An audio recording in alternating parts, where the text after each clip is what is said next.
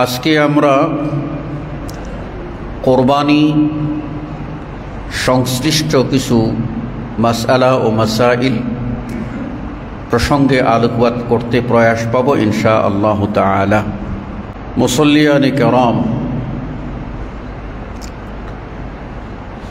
আমাদের স্থানীয় সময় নির্ঘণ্ট অনুযায়ী আমরা আজ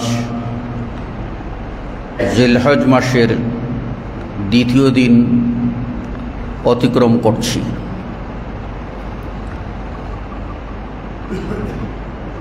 জিলহজ মাসের প্রথম দশকের ফজিলত সম্পর্কে এবং করণীয় সম্পর্কে আমরা গত জুমায় আলোচনা করেছিলাম। আজকে আমরা কোরবানি সংশ্লিষ্ট কিছু মাসআলা ও মাসাইল প্রসঙ্গে আলোকপাত করতে প্রয়াস পাব ইনশাআল্লাহ তাআলা। প্রথমত আমাদের সকলকে একটি বিষয় জেনে নিতে হবে যে আল্লাহ রাব্বুল আলামিন আমাদের জন্য পরিপূর্ণ একটা দিন উপহার দিয়েছেন। এই দিনে বা এই ইসলামে কোনো অপূর্ণতা নাই, কোনো শূন্যতা নাই, কোনো কমতি নাই, কোনো ঘাটতি নাই। এমন কোনো বিষয় নাই যা আজ থেকে ১৫০০ বৎসর আগে প্রয়োজন ছিল। এই ১৫০০ বৎসর অতিক্রমের পথে প্রয়োজন হয়েছে, বর্তমানে হচ্ছে এবং কিয়ামত পর্যন্ত হবে। তার প্রত্যেকটারই সমাধান ইসলামের ভিতরে রয়েছে। এই ইসলামে আমাদের জন্য আমাদের তৌহিদি চেতনা বা ঈমানকে যেমন গুরুত্ব দেওয়া হয়েছে, তেমনি আধ্যাত্মিকভাবে মানসিকভাবে যেন আমরা পরিপূর্ণ সুস্থ সালামত সদর এর অধিকারী হতে পারি, সে নির্দেশনাও দেওয়া হয়েছে। এমনকি আমাদের পারিবারিক সামাজিক যে সংস্কৃতি, সে বিষয়েও স্পষ্ট নির্দেশনা ইসলামের মধ্যে রয়েছে।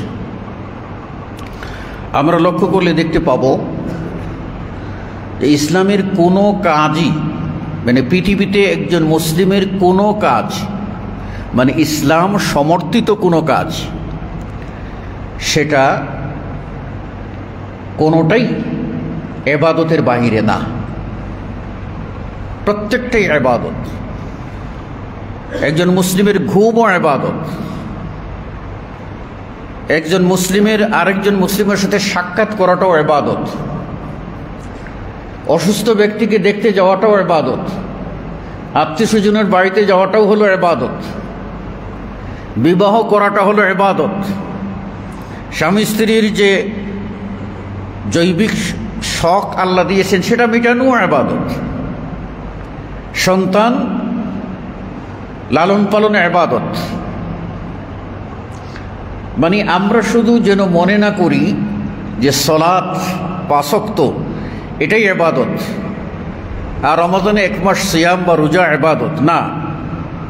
একজন মুসলিমের পুরো জীবনটাই হলো ইবাদত, যদি সে শরীয়তের নীতি মেনে চলে। এক্ষুনি প্রশ্ন দেখা দেবে যে আমাদের সমাজে বিভিন্ন প্রকার সংস্কৃতি আছে, ইসলামের সংস্কৃতি কি? ইসলামী সংস্কৃতি একজন মুসলিমের জীবন কালচারটাই হলো তার সংস্কৃতি, তার লাইফস্টাইল, এটাই হলো তার সংস্কৃতি। তার মধ্যে সামাজিক কিছু কাজ আল্লাহ রাব্বুল আলামিন আমাদেরকে দিয়েছেন। তার মধ্যে উল্লেখযোগ্য হলো বৎসরে 2 দিন ঈদ, ঈদুল ফিতর আর ঈদুল আজহা। আল্লাহ রসুল সাল্লাল্লাহু আলাইহি ওয়াসাল্লাম মদিনায় হিজরত করে দেখতে পেলেন যে মদিনার ইহুদিরা তারা বিশেষ দিনে উৎসব পালন করছে। আল্লাহ নবী সাল্লাল্লাহু আলাইহি ওয়াসাল্লাম তাদেরকে জিজ্ঞেস করলেন, মা হাযানিল ইয়াওমান, এইগুলি দিনগুলি কিসের? মা হাযাল ইয়াওম, বা এই দিনটা কিসের, যে দিনে তোমরা এই খেল আনন্দ উল্লাস করছো। তারা তাদের ধর্মীয় অনুভূতির কথা, ধর্মীয় সংস্কৃতির কথা জানাইল। রাসূলুল্লাহ সাল্লাল্লাহু আলাইহি ওয়াসাল্লাম আল্লাহর কাছ থেকে ওহী পেলেন এবং তার উম্মতকে জানিয়ে দিলেন যে কাদ আবদালাকুমুল্লাহ, আল্লাহ তোমাদের জন্য এদের দিনের চেয়ে আফজল, বেটার, উত্তম দুটি দিন তোমাদেরকে দান করেছেন। তাহলে বেরা গেল, সেটা হলো ঈদুল ফিতর এবং ঈদুল আজহা। এই দুটি দিন আল্লাহর দান করা বিশেষ সম্মানী দিন। এই দিনে বান্দারা ইবাদত করবে, এই দিনে বান্দারা গুনাহ থেকে মুক্ত হবে, এই দিনে বান্দারা পরিবার পরিজন সকলকে নিয়ে আনন্দ করবে। তাহলে ইবাদত, উৎসব, আনন্দ সব কিছুই এই দুই দিনের ভিতরে আছে, যদি আমরা গুরুত্ব দিয়ে থাকি।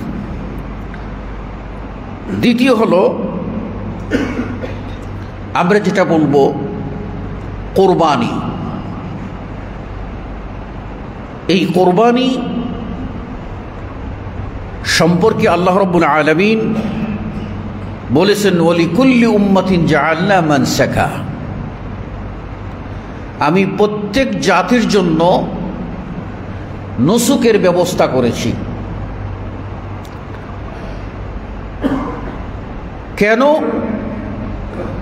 লিয়াজকুরু ইসমাল্লাহ, তারা যেন আলাইহি, এই নুসুক, এই কোরবানিতে তারা যেন আল্লাহর নাম স্মরণ করে, আল্লাহর নিয়ামতের প্রতি কৃতজ্ঞ হয়, শুকরিয়াবোধ তাদের ভিতরে জাগ্রত হয়। আলা মা রাযাকাহুম মিন বাহিমাতিল আনআম, চতুষ্পদ যে জন্তুগুলি আল্লাহ রাব্বুল আলামিন আমাদের জন্য রিজেক হিসাবে দিয়েছেন, সেগুলি যেন আমরা ভোগ করি আর আল্লাহর শুকরিয়া আদায় করি। এই আয়াত প্রমাণ করে পৃথিবীতে যত উম্মত এসেছেন, প্রত্যেক উম্মতের জন্য কোরবানির ব্যবস্থা ছিল। এই জন্য কোরবানিকে দুই ভাগে ভাগ করা যায়। একটা হলো ইব্রাহিম আলাইহিস সালামের আগের যুগ, মানে আদম থেকে ইব্রাহিম আলাইহিস সালাম পর্যন্ত, আর ইব্রাহিম আলাইহিস সালাম থেকে এই মুহাম্মদ সাল্লাল্লাহু আলাইহি ওয়াসাল্লাম পর্যন্ত, এই দুই যুগে ভাগ করা যায়। প্রথম ভাগে, অর্থাৎ ইব্রাহিম আলাইহিস সালামের আগে যত নবী রসুল অতিক্রম করেছেন, যে উম্মত অতিবাহিত হয়েছে, তাদের জন্য যে কোরবানিটা, সেই কোরবানিটার ধরন ও প্রকৃতি সম্পর্কে আমরা সম্যক অবগত নই, কিন্তু আমরা এটা বিশ্বাস করি, কোরআন যেহেতু বলেছে ওয়ালিকুল্লি উম্মাতিন জাআলনা মানসাকা, প্রত্যেক উম্মতের জন্য নুসুকের ব্যবস্থা ছিল। আর ইব্রাহিম আলাইহিস সালামের দুই পুত্র হাবিল ও কাবিলের ঘটনা আল্লাহ রাব্বুল আলামিন কোরআনে উল্লেখ করে বলছেন যে স্মরণ করো সেই সময়ের কথা, ইস্তাকাররাবা কুরবানান, যখন ইব্রাহিমের দুই ছেলে কুরবানি করেছিল, আদম আলাইহিস সালামের দুই ছেলে কোরবানি করেছিল, আদম আলাইহিস সালামের দুই ছেলে কোরবানি করেছিল। ফাতুকুব্বিলা মিন আহাদিহিমা, তাদের দুইজনের একজনের কোরবানি আল্লাহ কবুল করেছেন, আর দ্বিতীয় জনের কোরবানি কবুল করেন নাই। ইতিহাস সকলের জানা আছে। কিন্তু প্রশ্ন হলো, ওই আদমের সন্তান হাবিল ও কাবিল যে কোরবানি করেছিল, তারা কি কোরবানি করেছিল সে বিষয়ে স্পষ্ট কোনো নির্দেশনা নাই। আর ইব্রাহিম আলাইহিস সালাম থেকে মুহাম্মদ সাল্লাল্লাহু আলাইহি ওয়াসাল্লাম পর্যন্ত বাট এই উম্মতের শেষ অবধি যে কোরবানি সেটা হলো পশু কোরবানি, শরীয়ত নির্ধারিত পশু কোরবানি। আর আদম থেকে ইব্রাহিম পর্যন্ত এই যুগে কোরবানি ছিল, কি ধরনের কোরবানি ছিল সে ব্যাপারে স্পষ্ট আমরা জানতে পারি না। আমরা সংজ্ঞাটা জানি কোরবানি কাকে বলে, তাহলেই বুঝি যাব। কোরবানি হলো, এটা ফার্সি ও উর্দু সম্বন্ধীয় পদে বলা হয়। আসল আরবি হলো কোরব। কোরবুন শব্দের অর্থ হলো নৈকট্য লাভ করা, নিকটে পৌঁছা। এখানে যেসব বস্তু দানের মাধ্যমে, উৎসর্গ করার মাধ্যমে আল্লাহর সান্নিধ্য, আল্লাহর কুরবত বা নৈকট্য লাভ করা উদ্দেশ্য হতো, সেটাকেই কুরবানি বলা হতো। তাহলে বোঝা গেল যে তারা ওই যুগে তাদের সামর্থ্য অনুযায়ী শরীয়ত নির্ধারিত যে বস্তুটাই দান করে আল্লাহর নিকটে পৌঁছার চেষ্টা করতেন, ওটাকেই কোরবানি বলা হতো।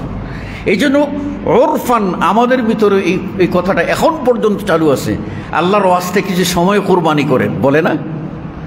আল্লাহর রাস্তায় কিছু দান দেন, কিছু কোরবানি করেন ভাই। এই কথাটা মানে আপনি আল্লাহর রাস্তায় সময় দেবেন, ওটাও কোরবানি। আল্লাহর রাস্তায় দান করবেন, ওটাও কোরবানি। আল্লাহর ওয়াস্তে দাওয়াতি ময়দানে যাবেন, ওটাও কোরবানি। মানে আল্লাহর ওয়াস্তে ত্যাগ করাকেই কোরবানি বলা হয়। এবার ইসলামী শরীয়তে, অর্থাৎ আমাদের নবী সাল্লাল্লাহু আলাইহি ওয়াসাল্লাম আমাদের জন্য যে শরীয়ত উপহার দিয়ে গেছেন, এই শরীয়তে কোরবানি বলা হয় শরীয়ত নির্ধারিত পশু শরীয়ত নির্ধারিত দিনে আল্লাহর নামে উৎসর্গ করার নাম হলো কোরবানি, যার সাহায্যে বান্দারা আল্লাহর নৈকট্য, আল্লাহর কাছে পৌঁছতে চায়, আল্লাহর প্রিয় পাত্র হতে চায়। এটা হলো কোরবানি। ইব্রাহিম আলাইহিস সালামকে আল্লাহ রাব্বুল আলামিন নির্দেশ দিয়েছিলেন তার একমাত্র পুত্র ইসমাইলকে কোরবানি করতে। ইব্রাহিম কোরবানি করবেন, ইসমাইলও কোরবানি হবেন। দুজনেই যখন সম্মত হলেন, তখন আল্লাহ রাব্বুল আলামিন ইব্রাহিম আলাইহিস সালামের কোরবানি কবুল করে নিয়ে ইসমাইলকে মুক্তি দিয়ে দিলেন। আল্লাহ কোরআনে বলেছেন, ফালাম্মা আসলামা ওয়াতাল্লাহু লিলজাবিন, দুইজনই যখন বশ্যতা স্বীকার করিল, সারেন্ডার করিল কোরবানি করার জন্য, ইসমাইলকে শুইয়ে দেওয়া হলো, তখনই আল্লাহ রাব্বুল আলামিন বললেন, কাদ সাদ্দাকতার রুইয়া, ইব্রাহিম তোমার স্বপ্ন বাস্তবায়িত হয়ে গেছে, তুমি বাস্তবায়ন করে ফেলেছো, আর ছেলেকে কোরবানি করতে হবে না। ফাদাইনাহু বিযিবহিন আযীম, আমি একটা বড় প্রাণী দিলাম, সেই প্রাণী কোরবানি করো। ইব্রাহিম কোরবানি করলেন। এরপরে আল্লাহ বললেন, ও তারাকনা আলাইহি ফিল আখিরিন, আর আমি এই কোরবানিটা এখন থেকে, পশু কোরবানিটা পরবর্তী যে যুগ, এই যুগ যে আসবে, এই যুগের জন্য আমি এটা জারি করে দিলাম।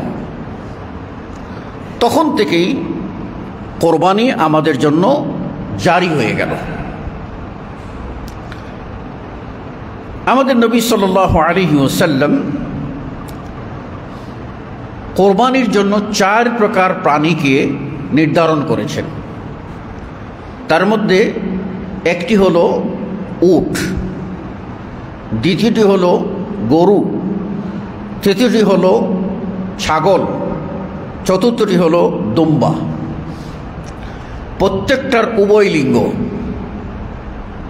তাহলে 4, উভয় লিঙ্গ হলে 8। উট কোরবানি করতে পারেন, উটনি কোরবানি করতে পারেন।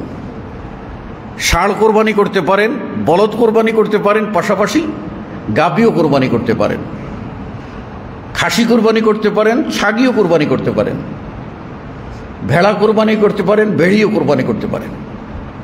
এই চারটা হলো শরীয়ত নির্ধারিত প্রাণী।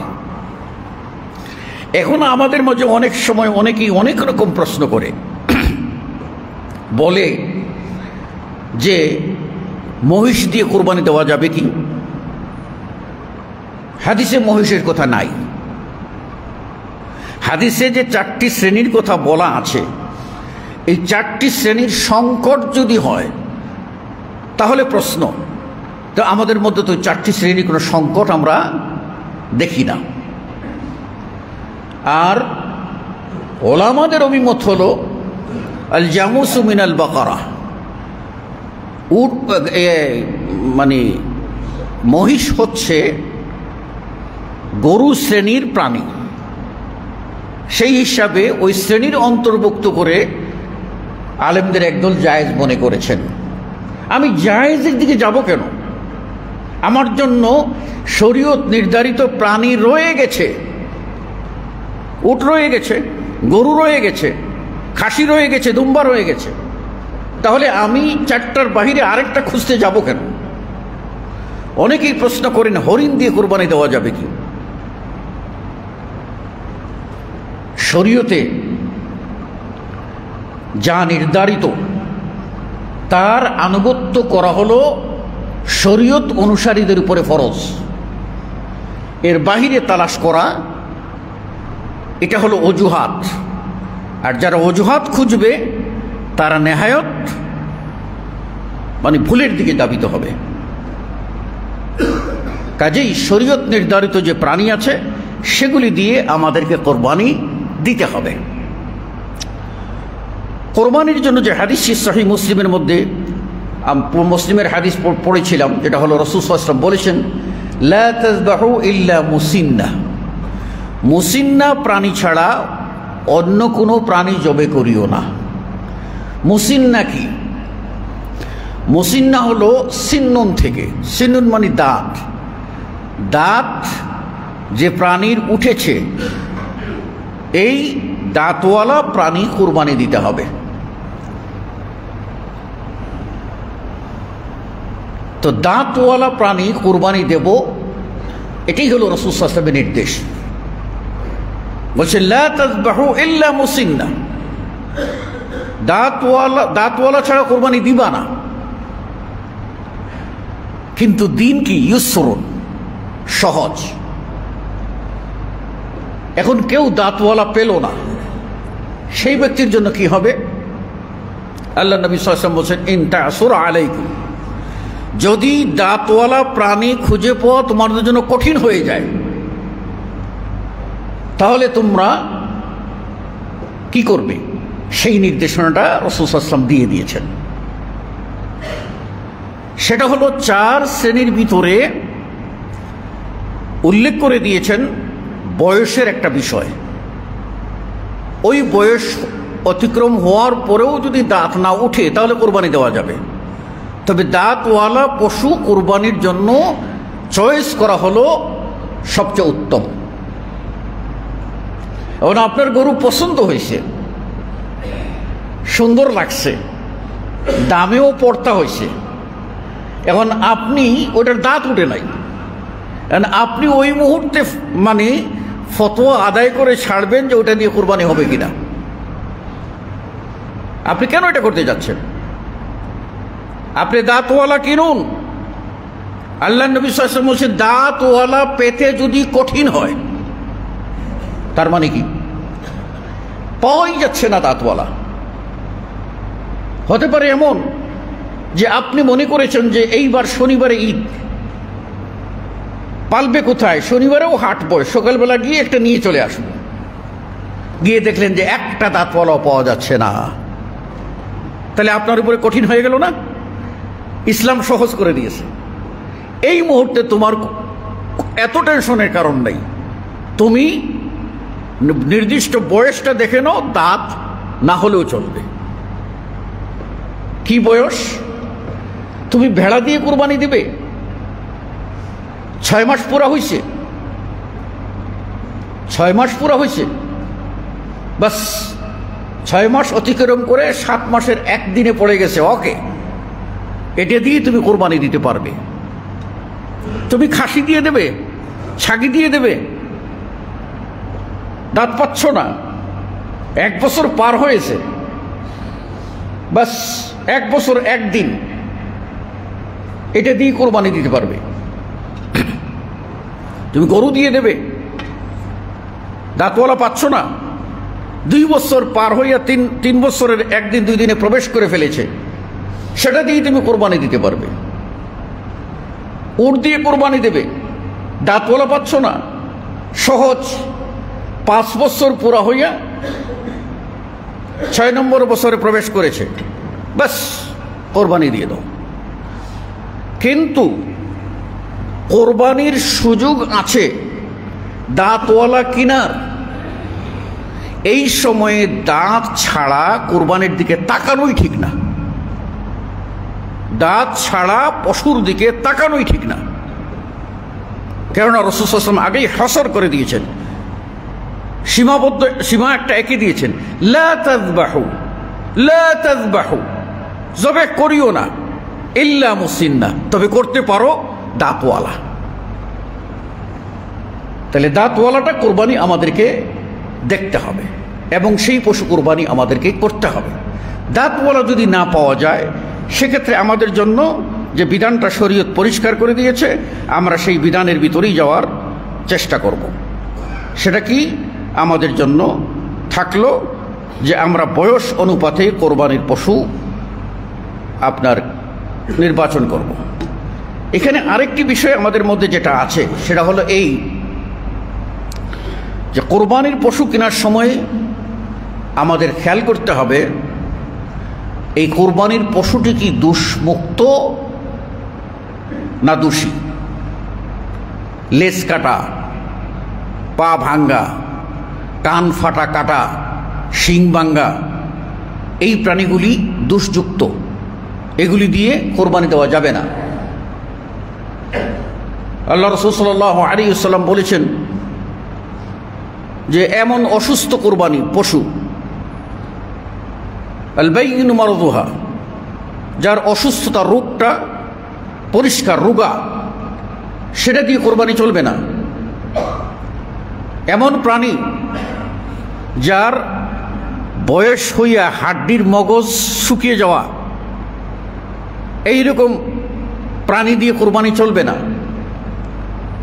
এমন প্রাণী যার আপনার এমন হয়েছে যে সে এত দুর্বল যে সে তার পালের সাথে যাওয়ার ক্ষমতা নাই, এই রকম দুর্বল, রোগা, কান ফাটা,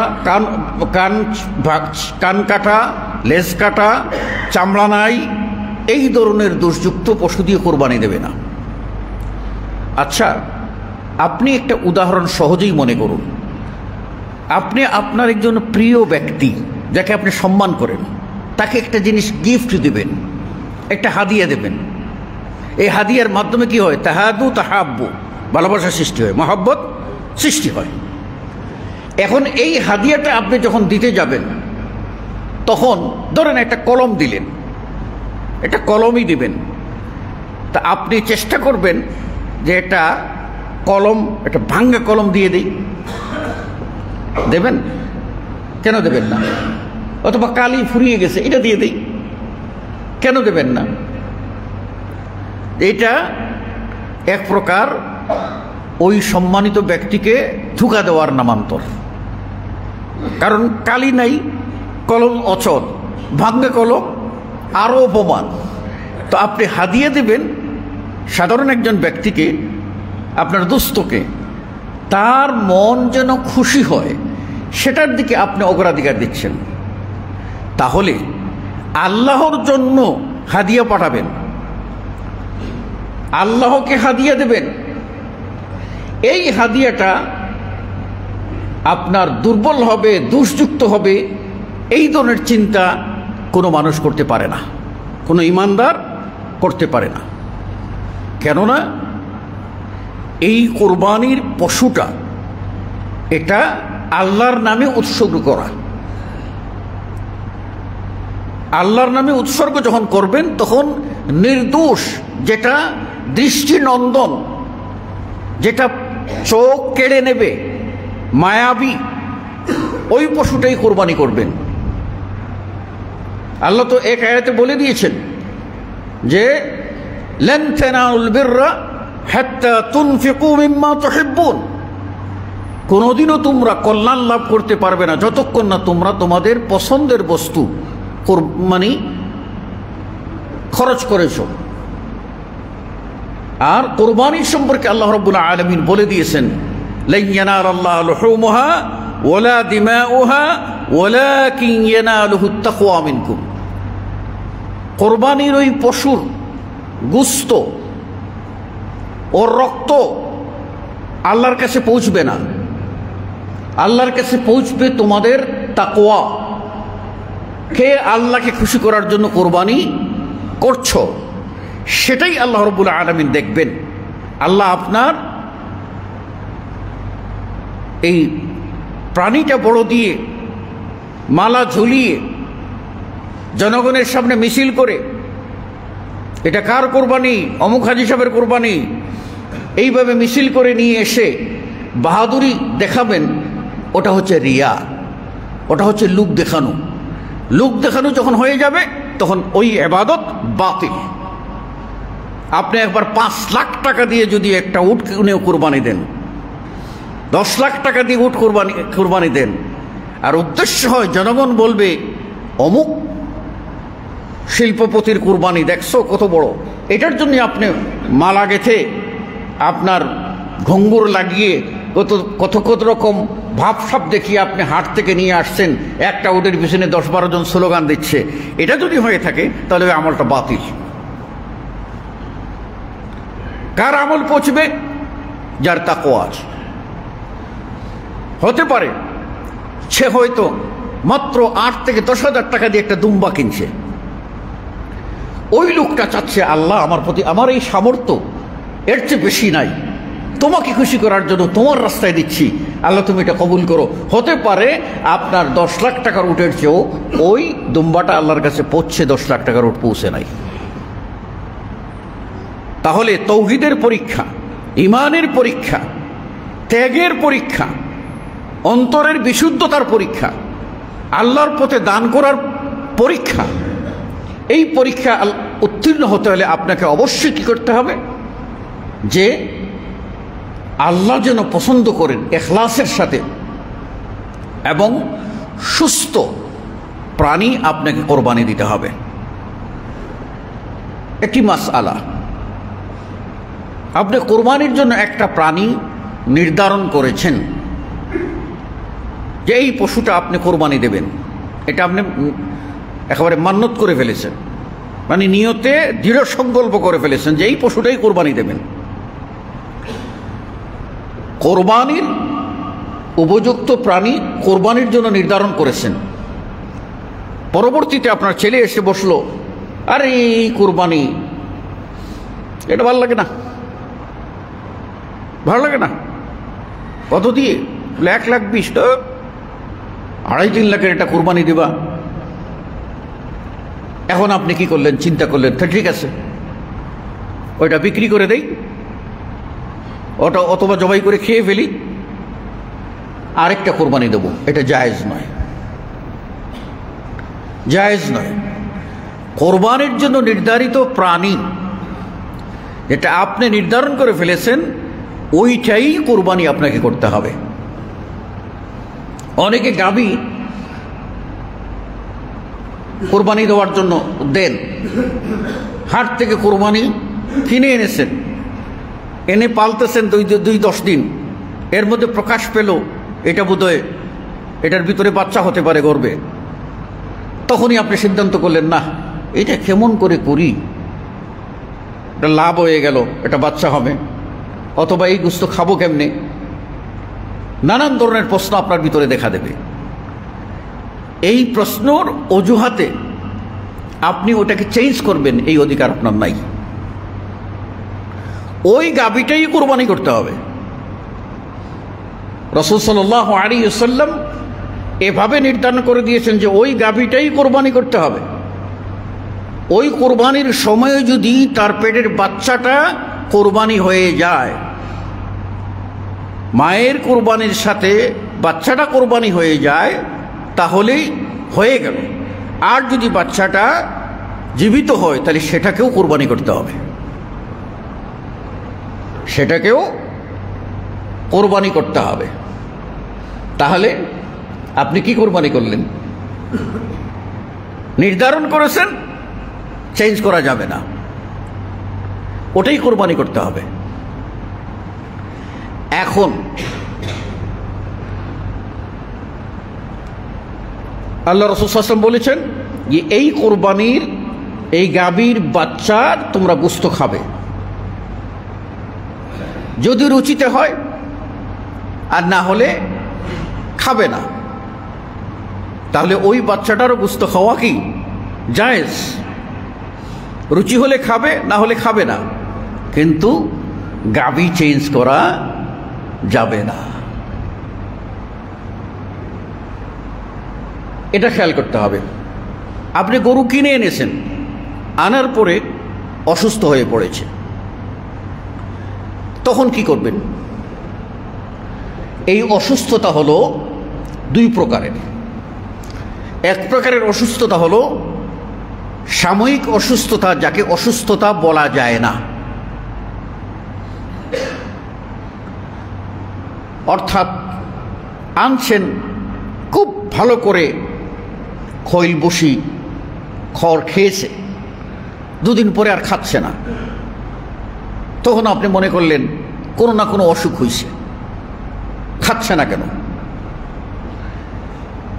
এই হালকা অসুস্থতা, এটা যদি দুজন মানুষকে ডাকেন, তারা যদি বলে দেখেন তো এই গরুটা অসুস্থ গেল না, তো সেই রকম অসুস্থতা, এটা দিয়ে কোরবানি চলবে, এটা দিয়ে কোরবানি চলবে। আপনি সুস্থ গরু কিনে এনেছেন, গরুর খোরা রোগ হয়, আপনি এনে দেখলেন যে দুদিন পরে পায়ের খোরাগুলি খুলে গেছে, ব্যথা হচ্ছে, দাঁড়াইতে পারতেছে না। এটা ছোট রোগ, এটাই পুরো গরু অসুস্থ হয়নি, একটা ফোড়া উঠেছে টিউমারের মতো চামড়ায়, ওটা ফেলে দিলেই চলবে। সুতরাং এটাকে অসুস্থতা বলে না, যে অসুস্থতায় কোরবানি দেওয়া চলবে না। এমন অসুস্থতা, যে অসুস্থতা একেবারে পড়ে গেছে, কোনো অবস্থাতেই চলবে না। যে অসুস্থতার ভিতরে জীবাণু থাকতে পারে, যার ভিতরে আপনার কোনো সংক্রমণ হয়েছে, যার কারণে এটা কোনোভাবেই জবাই করে খাওয়া বা কোনোভাবে এটা সিদ্ধ না, এই ধরনের অসুস্থ, এটা দিয়ে কোরবানি চলবে না। কাজেই এই বিষয়গুলি আমাদেরকে খেয়াল করতে হবে কোরবানির সময়ে। এবারে আসুন মাসআলা হলো, কোরবানির পশু কার নামে জবাই করবেন? এই প্রশ্নটি একেবারেই অপ্রাসঙ্গিক। কোরবানির পশু আপনি জবাই করবেন আল্লাহর নামে, কোরবানির পশু জবাই করবেন আল্লাহর নামে, আপনার পক্ষ থেকে, আপনার নামে নয়। আপনি দাতা, আপনার পক্ষ থেকে, যেমনটা রাসূল সাল্লাল্লাহু আলাইহি ওয়াসাল্লাম কোরবানি করেছেন। নিজে কোরবানি করে কিভাবে করেছেন সাহাবী বলছেন, আল্লাহর নবী করলেন, বিসমিল্লাহ বললেন, আল্লাহু আকবার বললেন, বিসমিল্লাহ, এরপরে আল্লাহু আকবার বললেন, তারপরে বললেন আল্লাহুম্মা, এক হাদিসে আল্লাহুম্মা তাকাব্বাল মিন্নি ওয়া মিন আলি বাইতি, হে আল্লাহ আমার তরফ থেকে, আমার পরিবার তরফ থেকে এটাকে কবুল করো, পক্ষ থেকে কবুল করো। আরেক হাদিসে রাসূল সাল্লাল্লাহু আলাইহি ওয়াসাল্লাম বলছেন অমিন উম্মতি মিম্মান লাম ইউযাহি, আমার উম্মতের পক্ষ থেকে যারা কোরবানি দেয়নি। আরেক হাদিসে আছে রাসূল সাল্লাল্লাহু আলাইহি ওয়াসাল্লাম বলেছেন আল্লাহুম্মা তাকাব্বাল মিন মুহাম্মদ ওয়া আলি মুহাম্মদ, আল্লাহ মুহাম্মদের পক্ষ থেকে, মুহাম্মদের পরিবারের পক্ষ থেকে সেটা কবুল করো। অপর হাদিসে বলা আছে আল্লাহুম্মা তাকাব্বাল, আল্লাহুম্মা হাযা মিনকা ওয়া লাক, হে আল্লাহ এই প্রশ্নটা তোমারই তরফ থেকে এবং তোমারই জন্য। ফাতাকাব্বাল মিন্নি ওয়া মিন আহলি বাইতি, আমার পক্ষ থেকে এবং আমার পরিবারের পক্ষ থেকে কোরবানি দাও। তাহলে বোঝা গেল কোরবানিটা হবে আল্লাহর নামে দাতাদের পক্ষ হতে। এবার প্রশ্ন হলো যে এই কোরবানি আমরা যদি একটি প্রাণী দেই, একটি ভেড়া দিলাম, একটি খাসি দিলাম, একটি গরু দিলাম, একটি উট দিলাম, তাহলে পরিবারের দুইভাবে সকলকে সম্পৃক্ত করা যায়। একটা পদ্ধতি হলো যে হে আল্লাহ এটা তুমি কবুল করো আমার ও আমার পরিবারের সকলের পক্ষ থেকে। এইভাবে বললে আপনি নেকি পাবেন, আপনার পরিবারের সকলেই নেকি পাবে। কারা? যারা জীবিত আছে। আর যদি আপনি বলেন আল্লাহ এটা তুমি কবুল করো আমার পক্ষ থেকে এবং আমার পরিবারের জীবিত মৃত সকলের পক্ষ থেকে, তাহলে এই প্রাণীতে সওয়াবে জীবিতরাও শরীক হবেন, মৃতরাও শরীক হবেন। এটা জায়েজ, আপনি করতে পারেন। কিন্তু মৃত ব্যক্তির নামে আলাদা কোরবানি করার কোনো বিধান হাদিসে নাই। মৃত ব্যক্তির নামে আলাদা পশু কোরবানি করার কোনো বিধান হাদিসে নাই। এই জন্য মৃত ব্যক্তির নামে আলাদা কোরবানি করতে যাবেন না।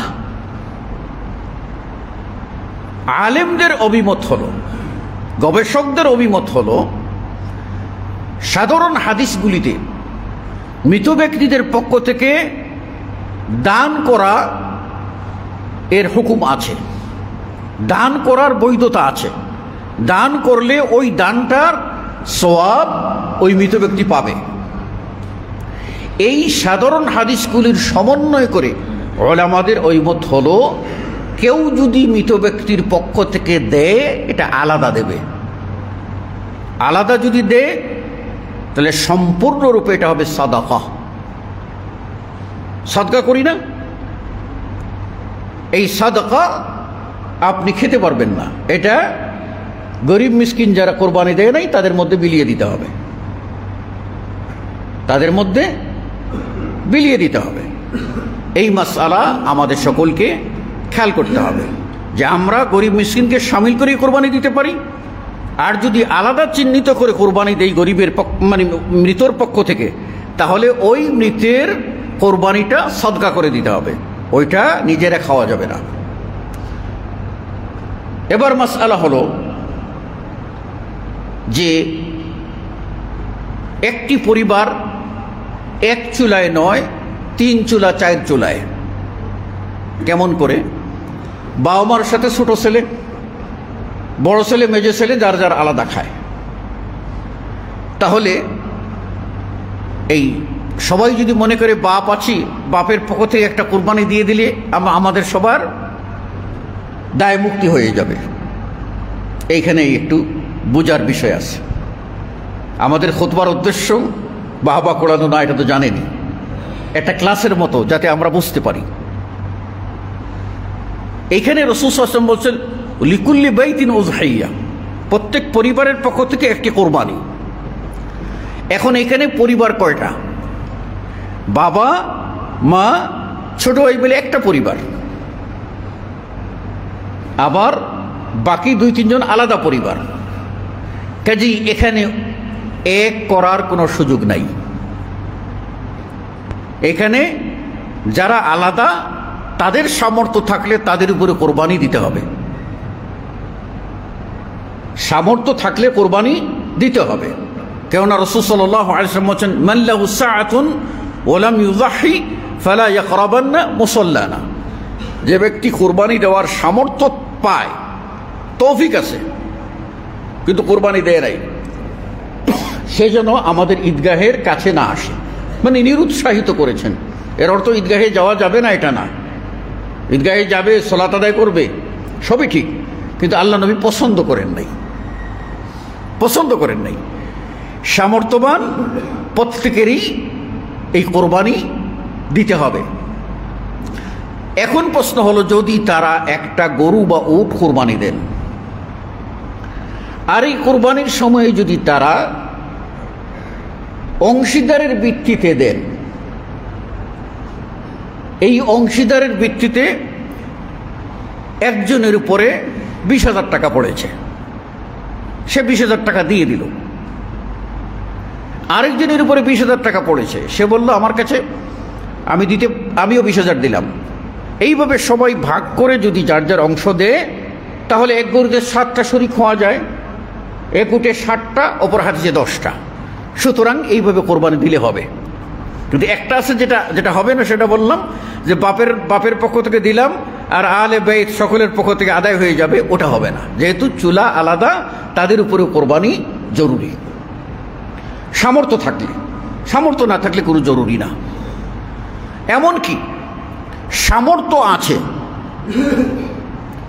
সেই ব্যক্তি যদি কোরবানি না দেয়, আল্লাহ নবী অপছন্দ করেছেন, কিন্তু সে কি গুনাহগার হবে? সামর্থ্য আছে, দিল না, সে কি গুনাহগার হবে? না, গুনাহের বিধান আমরা দিতে পারি না। হাদিসে গুনাহের বিবরণ নাই, বরং মুসান্নাফ ইবনে আব্দুর রাজ্জাকের ভিতরে হাদিস এসেছে এবং মুসনাদে আহমদের আরেকটা হাদিস আসছে, যেখানে দেখা যায় যে আবু বকর রাদিয়াল্লাহু তাআলা আনহু তিনি 1 বছর কুরবানি দেননি। আব্দুল্লাহ ইবনে মাসউদ রাদিয়াল্লাহু তাআলা আনহু 1 বছর কুরবানি দেননি। তখন তাকে জিজ্ঞেস করা হলে তিনি বললেন যে আমি এই জন্য দেইনি যে মানুষ যেন মনে না করে যে কোরবানিটা ফরজ, দিতেই হবে, এটা যেন মনে না করে। তো আপনারা ওই ক্যাটাগরির নয় যে আমাদের উপরে শরীয়তের কোনো হুকুম, আমাদেরকে কেন্দ্র করে শরীয়তের কোনো হুকুম স্থির হবে, কোনো ফর্মুলা স্থির হবে, কোনো নীতিমালা স্থির হবে, যেটা আল্লাহ রসুলকে কেন্দ্র করে হতো, সাহাবাদের কেন্দ্র করে হতো। সুতরাং আমরা ওই পর্যায়ের না, গুনাহগার আমরা হব না, কিন্তু এটা উত্তমতার খিলাফ। সামর্থ্য থাকা অবস্থায় কোরবানি না দেওয়া এটা উচিত না, কোরবানি দিতে হবে। এক্ষণে কোরবানির পশু জবাই করবে কে? কোরবানির পশু জবাই করবে যিনি কোরবানি দেবেন,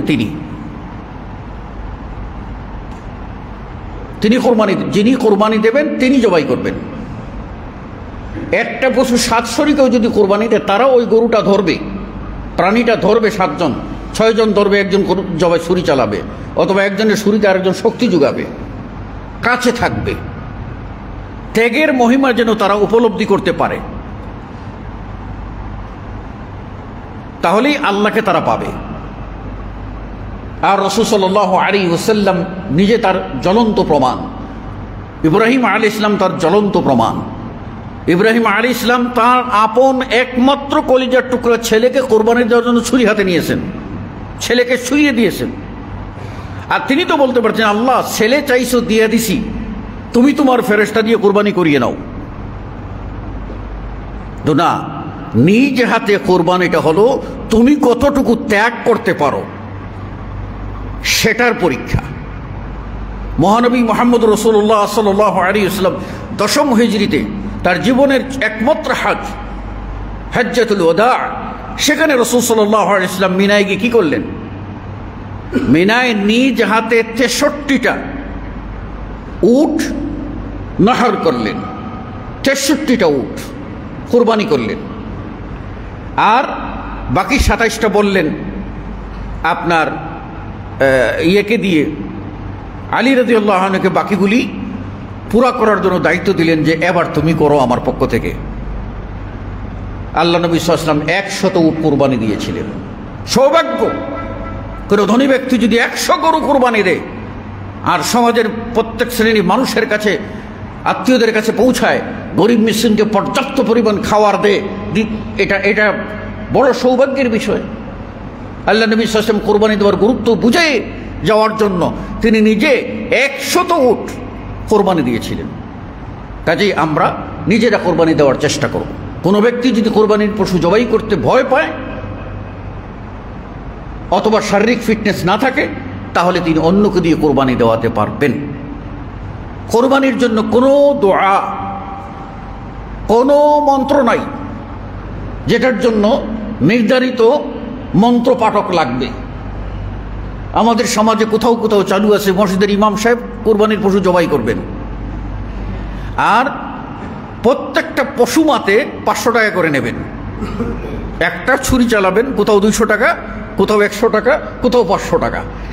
এটা একটা নিয়ম। আরেকটা নিয়ম হলো কোরবানির গরুর মাথাটা হয়তো ইমাম সাহেবকে দিয়ে দিতে হবে, নাহলে একটা রান দিয়ে দিতে হবে। এটা কিন্তু সমাজে আছে বাংলাদেশে। এই নির্লজ্জতা, এই নির্লজ্জ বেহায়াপনা আমাদের মধ্যে নাই, আলহামদুলিল্লাহ। প্রত্যেক ব্যক্তি মুসলিম কালিমা পাঠ করেছে, সেই ব্যক্তি ছুরি হাতে নিয়ে বলবে বিসমিল্লাহি আল্লাহু আকবার। কিছু পারে নাই,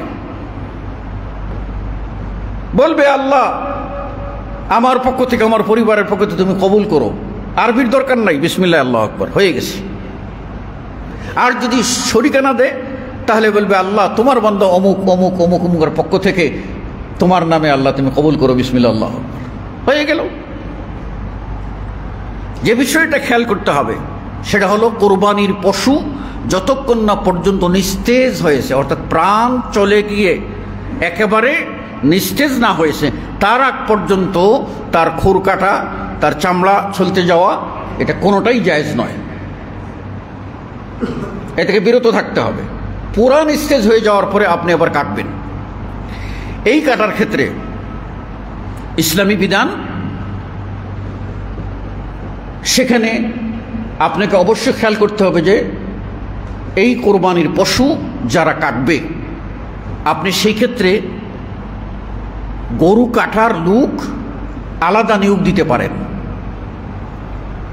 এদেরকে হাদিসের ভাষায় বলা হয় জাজের, যারা ভাড়ার বিনিময়ে তার সময়টা বিক্রি করে। একটা গরু কেটে দেব কত টাকা, এই টাকাটা আপনি মালিক, আপনার পকেট থেকে দিতে হবে। কোরবানির পশুর কোনো অংশ থেকে দেওয়া যাবে না, যেটা আলী রাদিয়াল্লাহু আনহু বলছেন না রাসূলুল্লাহ সাল্লাল্লাহু আলাইহি ওয়াসাল্লাম নুতিয়াল জাযিরা, আমাদের আল্লাহ রাসূল সাল্লাল্লাহু আলাইহি ওয়াসাল্লাম নিষেধ করেছেন আমরা যেন এই যারা পশু কাটে তাদেরকে যেন কোরবানির প্রাণী থেকে কিছু না দিই। তাহলে দেব কোত্থেকে? তিনি বলছেন কুন্না নুতি মিন ইনদানা, আমরা আমাদের নিজেদের পকেট থেকে আমরা এটা দিয়ে দিতাম। কাজেই এই বিষয়টাও আপনাদের খেয়াল করতে হবে। আর কোরবানির পশু আল্লাহ রাব্বুল আলামিন বলছেন কুলু মিনহা ওয়া আত'ইমুল কানি'a ওয়াল মু'তার, নিজেরা খাও, যারা চায় তাদেরকে দাও, যারা চায় না তাদেরকেও দাও। সমান ওজন দিয়ে 3 পাল্লা ভাগ করতে ওটা না। এই ক্ষেত্রে শর্ট কথা হলো আমরা যেন এই রকম না করি যে কোরবানি দেওয়ার আগেই বড় বড় ডিপ ফ্রিজ এনে রেখে দিলাম, সারা বৎসর কোরবানির গোশত খাবো, গরিবরা পর্যাপ্ত না পাক। এটা করো, এই চিন্তা মাথার ভিতর রাখবেন না, এই চিন্তা মাথার ভিতর রাখবেন না। সোজা কথা, আপনি অবশ্যই পর্যাপ্ত পরিমাণে মানুষকে দেওয়ার চেষ্টা করবেন। আল্লাহ রাব্বুল আলামিন আমাদের সকলকে সুন্নাহ মোতাবেক কোরবানি করার তৌফিক দান করুন, আমিন। আকুলু কওলি হাযা আস্তাগফিরুল্লাহ লি ওয়া লাকুম ওয়া লিসাইরিল মুসলিমিন। বারাকাল্লাহু লানা ওয়া লাকুম ফিল কুরআন।